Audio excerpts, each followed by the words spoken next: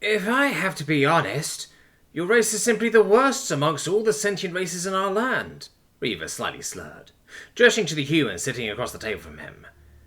Take my race, for instance. We outlive centuries, if not millennia. Reaver paused to give an audible scoff, while humans barely manage a century without heretical magic. He has a point, lad, Boulder added, slamming his tankard of industrial alcohol onto the table. My race is famed for our skill in metalwork and mining. I doubt you'd ever hear a human name spoken atop the world of craftsmen. Alan shifted uncomfortably in his armour, as the adventuring party he had been travelling with for years were finally, albeit drunkenly, speaking their minds about his race.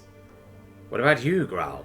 Alan asked, turning to the Dragonborn ally who had been quiet during the entire conversation. I don't hold a negative opinion on humans, but I don't hold a positive one either. My people are proud and honourable, but many of the humans we have met have been spineless wimps, present company excluded, of course.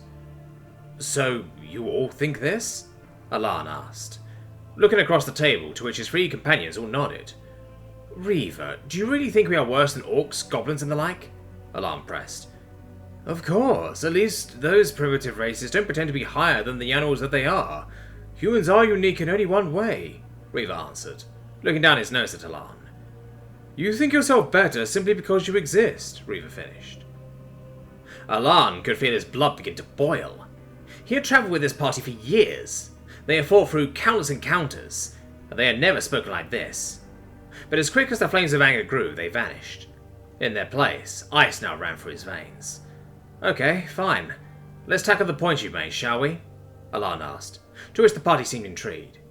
Reaver, you mentioned your race's most defining feature, your exceedingly long lifespans. Alan gestured to the elf. Indeed. Reaver seemed pleased by this. Tell me, do you actually do anything in these long lives? Alan's question froze the expression on Reaver's face. From the few hours we have actually met, the majority seemed listless and apathetic. You don't seem to realise your long lives are actually a detriment. How dare... Reaver began before Alan cut him off. Yes, humans barely last a century. But because our time is so limited, we don't faff around hoping tomorrow will be the day we actually bother to achieve something. Your race is stagnating because you see no point to tomorrow, when you can do whatever it is a century from now. Alan's words cut deep and left Reaver leaning back in his seat in shock. Ha ha, he got you good, elf. Boulder laughed boisterously. You, Boulder. You say we aren't at the top of the world's artisans. I will concede this much, Alan said, focusing his gaze on the dwarf. But how many of those masterpieces are actually used? How many are even ever sold?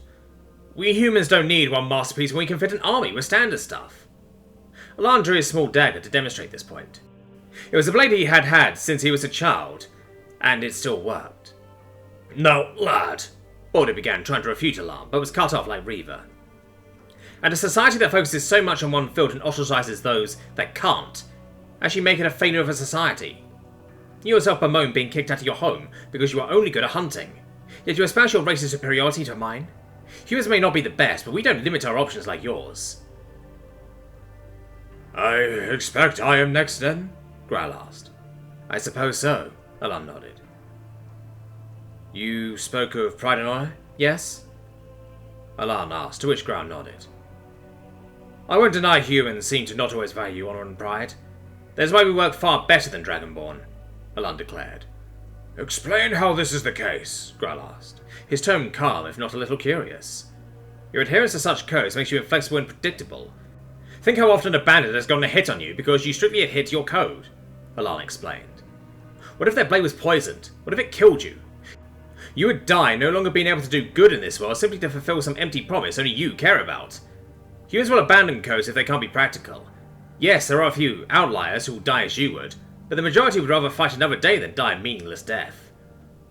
Your words hold merit, Alan. Growl nodded in acceptance. The most positive reaction from the table so far. I'm going to bed. Alan rose from his seat. But one more thing.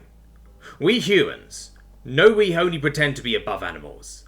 We all know full well we are beasts on two legs. The only difference from orcs and goblins is we strive to be better than our bestial selves. With those words, the table was left in silence.